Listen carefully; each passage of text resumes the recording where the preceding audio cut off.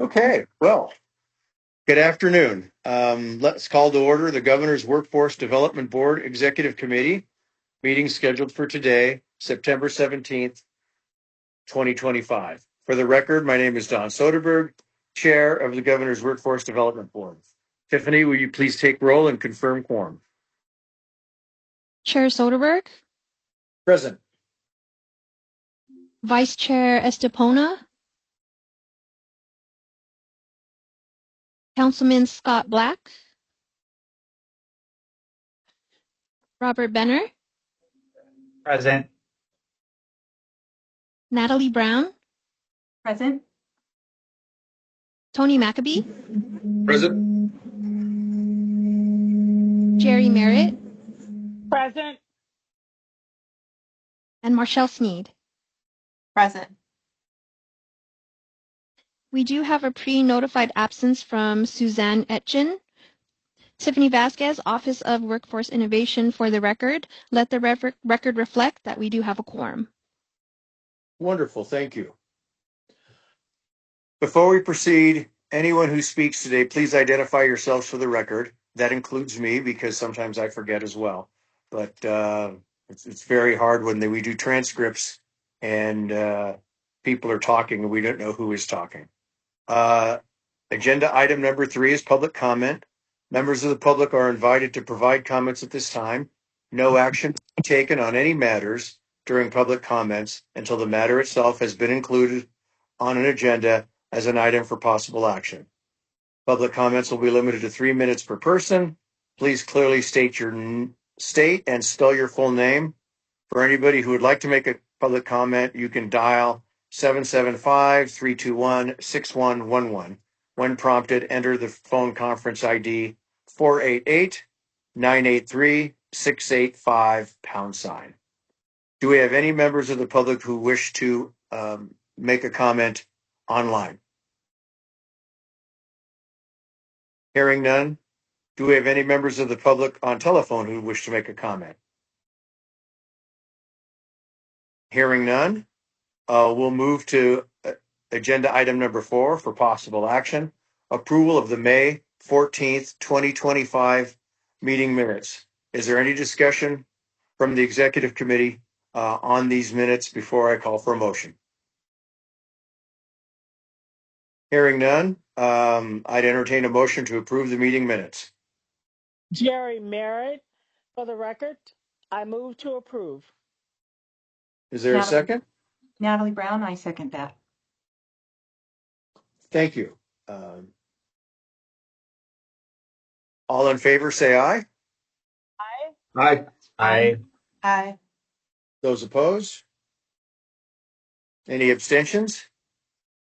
Let the record reflect that the motion carries. Agenda number 5 for possible action. Is Kara Abe on the line? We have revisions to some policies that she would walk us through. I am, yes, Chair. Wonderful. You have the floor.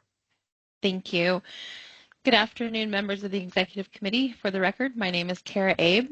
I'm the Chief of DETR's Workforce Innovation Support Service Office, also known as WIS. I'm here today to present 3 state compliance policy revisions for the committee's review and approval. These revisions are non-substantive changes that bring our Workforce Innovation and Opportunity Act, or WIOA policy, up to date. The first policy I'm presenting is State Compliance Policy 1.18, Serving Veterans and Priority of Service to Veterans. This policy provides local workforce development boards, chief elected officials, and American Job Centers of Nevada one-stop career center operators with the WIOA requirements for priority of service to veterans. The purpose of this revision is to update links, formatting, federal regulations, and references throughout the policy. In addition, hyperlinks have been added for easier accessibility to reference documentation. Prior to this revision, the term qualifying employment barrier was referred to as significant barrier to employment. That terminology has been corrected and updated throughout this policy. This policy is being revised for compliance to provide clear and concise guidance to the local boards for local area policy development. The second policy submitted for the board's approval is State Compliance Policy 4.4, WIOA Non-Criminal Grievance or Complaint and Appeal Process. The updated policy provides clear guidance to the local boards, local areas, and direct recipients of WIOA funds in establishing and maintaining compliant and hearing procedures. Revisions include updated federal references, improved formatting, and added hyperlinks for easier access to supporting documentation. These changes also ensure compliance and enhance clarity for local policy development. And the last policy submitted for approval is State Compliance Policy 5.9, State Compliance Policy Creation and Update Procedure. This policy outlines the formal process in creating and revising of state compliance policies, including the use of technical assistance guides under WIOA. The current revision enhances clarity and accessibility by updating formatting, federal references, and replacing outdated links for both Diener and Owen websites. These non-substantive updates support efficient policy management and assure alignment with federal guidance. And with that, I am available for any questions. Are there any questions for Ms. Abe? Hearing none, I'd entertain a motion. Hey, Don, sorry, it's Tony McAbee. For the record, Go ahead. I did have a question on SCP 1.18 for serving veterans. Mm-hmm. There is something highlighted in yellow on under section 20 CFR section 680.660, where it says specifically a member 4 version of the DD-214 must be received. Is that granularity of DD-214s necessary? In other words, I don't even know if I have my member 4 DD-214s, but I do have other DD-214s that basically have the same information, but sometimes, you know, it may or may not have that that sort of detail to it. I just was curious as to why that was highlighted and why that was that particular version of the DD-214 is necessary.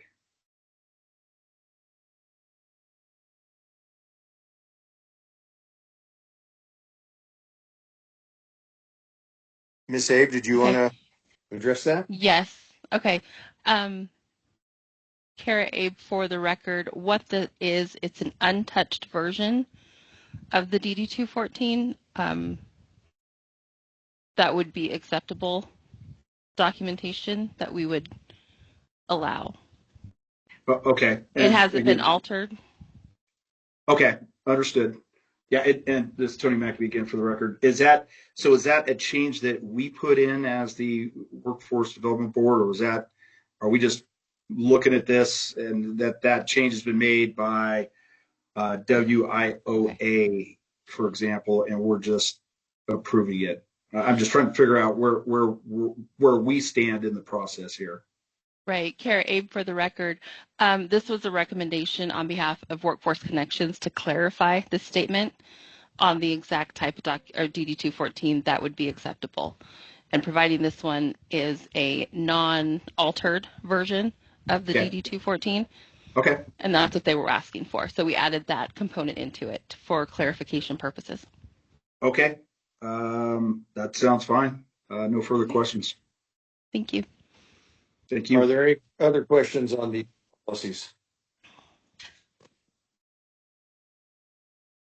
Hearing none, I'd entertain a motion to approve SCP 1.18, SCP 4.4, and SCP 5.9 as outlined by Ms. Abe.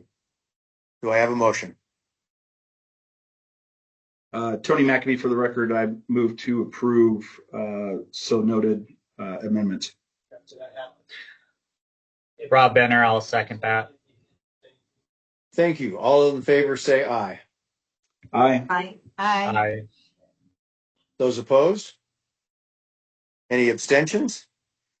Let the record reflect that the motion carries and the 3 policies were approved. Thank you, Ms. Abe. Thank you.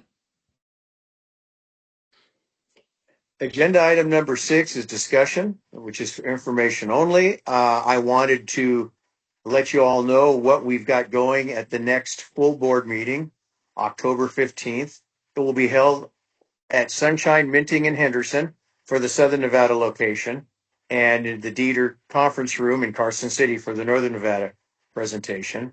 We will have a presentation from Christos Rey St. Viator High School, which is doing some exciting workforce things, and they'll tell us about that and how we can get involved. Melanie Shelton from GoEd will give us a preview on the state of our economic development efforts. And Troy Jordan, Deputy Director from Dieter, will give an update on state and national legislation that impacts workforce. On our December 17th, we will have title reports along with reports from some of the subcommittees. Our bylaws indicate that all the subcommittees need to have reports, but some have already done reports and they're revising it. One subcommittee is new. I have specifically excused one subcommittee from that, and I'll be spending the next few weeks talking to the other chairs to see where they're at. Looking forward to next year. Is there anybody on this committee who'd like to suggest presentations? I know one of the presentations we have there was a suggestion from Ed, and I'm looking forward to it. Some of the other ones have just come to us from odd places and things that seem interesting. But is there anybody on the committee that has a suggestion for us for 2026?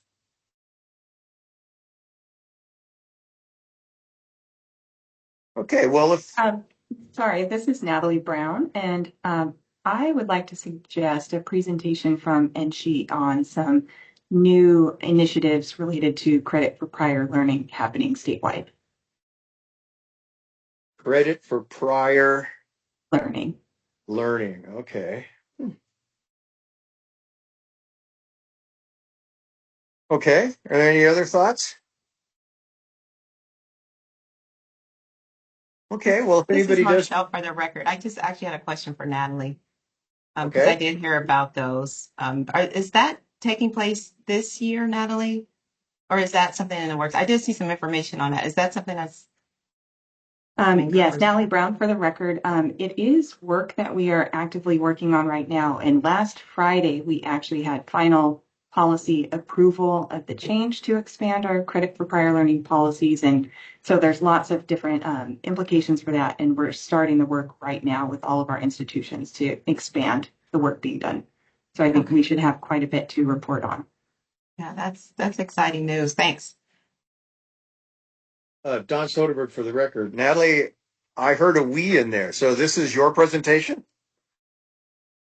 I would likely, this is Natalie for the record, I would likely be part of that. I, rope others in as appropriate.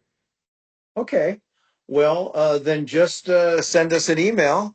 Copy Marshall and Tiffany on which meeting you'd like to do this at.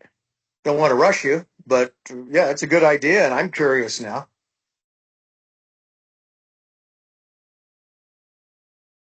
Any other ideas?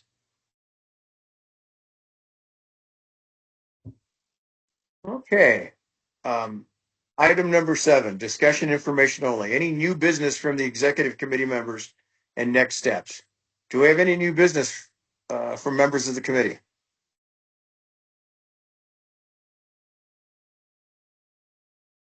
Hearing none.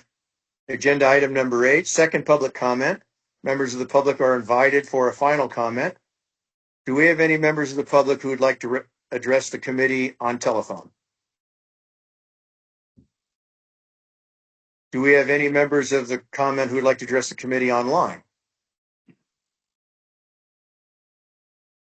Hearing none. Agenda item number 9, I'd accept a motion for adjournment, excuse me.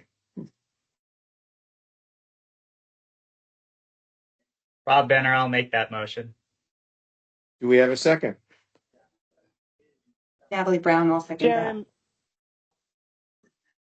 Was during the second I heard somebody speak? Was that just a competing second? Now that was Jerry Merritt for the record. I second. Oh, okay. Co-second. On that, all those in favor say aye. Aye. Aye. Aye. Those opposed? Motion passes. Thank you, everyone. Have a happy Halloween. Thank you. Well, Thank yes, you. for Halloween. Bye.